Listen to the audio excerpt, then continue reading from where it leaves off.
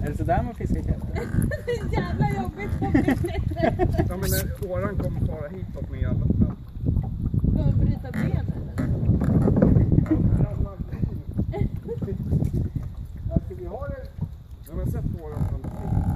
Ja, vi är hela skogen nu.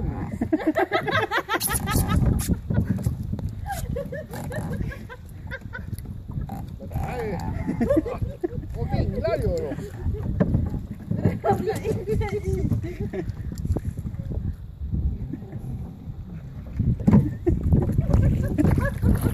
För helvete, hur hårt kan man sitta? Så hårt. Nu är snöret av. Ja, jo. Hur fan kan man ha den där sättet?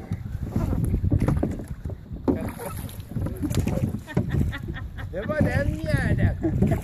Den hade vi jättemycket. Ja, det är synd att de måste vara tung för det stora.